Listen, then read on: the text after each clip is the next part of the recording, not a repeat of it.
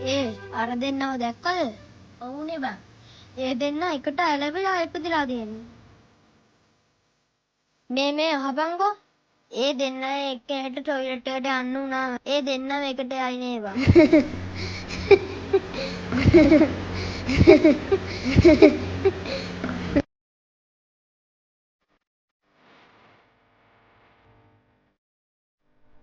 ඕන. මේ අහපන්කෝ මට ආරංචියක් වුණා. ඔයාලා දෙන්නගේ ඒ කෙල්ල ලොකු ළමෙක් වෙලා කියලා.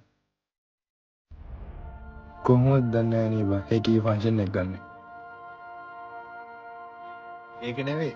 ඒ කෙල්ල කාවරි මැරි කරාම ඌත් ඒකෙත් එක්කම ඉඳී නේ බං.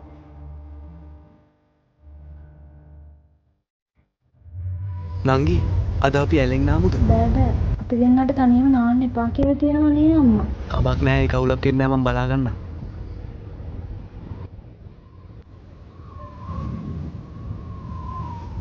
අම්මේ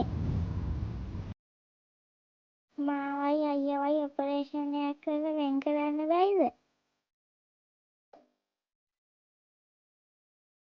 ඇයි පුතේ එහෙම කියන්නේ? එහෙම කවදාවත් කතා කරන්න එපා. මේ ඔයාගේ අයියා දුව ඉස්පිරිතාලේ ලොකු ડોක්ටර් කියලා තියෙනවා. ওই දෙන්නා වෙන් කරොත් අයියව විර ගන්න අමාරුයි කියලා. නංගි අපි සෙල්ලමක් කරමුද? මම වතුර යටට ගිහින් ඉන්නම්. ඔයා ගණන් කරන්න මං කොච්චර වෙලාවක් වතුර යට ඉන්නවද කියලා. හරි. ඉතින් මට ওই දෙන්නම ඕනේනේ. ඔන්න එහෙනම්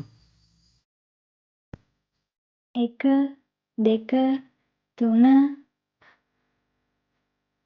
නංගි මං නැත්තම් ඔයාට තනියෙන් පාරේ බහලා යන්න පුළුවන් නේ. බෑනේ. ඒ ඇයි? 22 23 24 මේ ලෝකෙ මෙච්චර නපුරු මිනිස්සු ඉද්දි අපිට පාරේ බහැලා යන්නවත් බැහැ. ඉස්සෙල්ලා දැක්කනේ අපි දෙන්නට කිව්ව කතා 71 72 දුකයි තමයි. ඒත් මගේ සහෝදරයා වෙනුවෙන් හැම එකක්ම මම දරා ගන්නවා. 93 94 එහෙම කියලා බෑ නංගි. 123 අයියා දවසක මේ හැම දෙයකටම මුහුණ දෙන්න වෙනවා. අයියා මම මේ වගේ ඩාන්ස් ක්ලාස් එකට යන්න ආසයි. මම නැත්තම් ඔයාලට ඩාන්ස් ක්ලාස් එකට යන්න පුළුවන් නේ. අදින් පස්සේ මට නැතුව ඔයාට සතුටින් ජීවත් වෙන්න පුළුවන් නංගි. අයියෝ මාවයි අයියවයි ඔපරේෂන් එකක් කරලා වෙන් කරන්න බැයිද?